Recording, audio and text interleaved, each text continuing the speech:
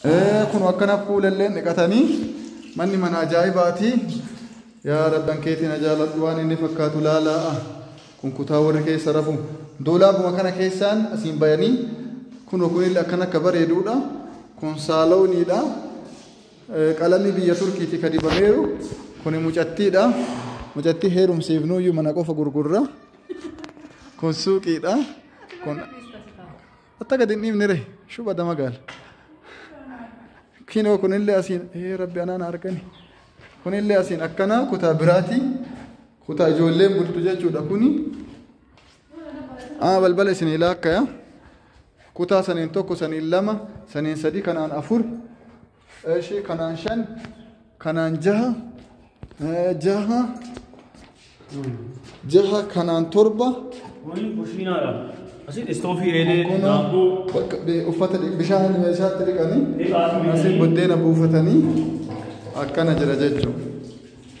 bishaan hunduma keessaa jira. ankeetii rabbi na jaaladhu. akkana jira kunillee bakka harka dhiqatan. kun bakka maxbaxa meeshaa dhiqan. kun ammoo kiloodirii keessa deemanii asiinillee kun bakka itti uf dhiqatan. namni hundi dhiqatu shaaworii maatii walii gala. kun ammoo akka warra namni waan itti waan nyaate itti gatu. kun ka waan nyaatan gatan. mi'aayaa nyaatanii bushaayaa gatan.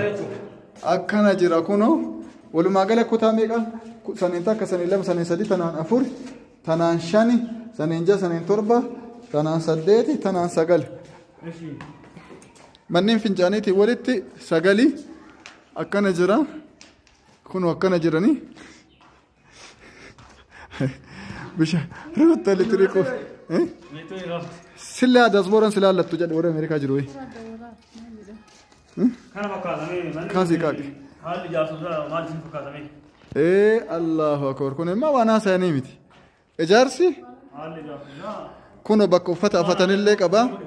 gatiin isaa immoo miliyoona 3 fi 100 meeqa? 3000 kam? 3300 miliyoona 3 fi 300. kun akkana jira. ilaalaa daawwadhaa. cidhallee asii godhatanii gammachuun illee asuma geggeeffamaa. kunoo kun ispaaltiidha. ispaaltii kabaajaajii ol dhufu kunoo ispaaltiidha. mannaaraa biraa waa hundaattuu biraa. kun suuqiidha. jiraachuufillee nagadachuufillee hundaafuu ta'a. itti dhiyaadha. Shaashamannee ganda duwwaa tokko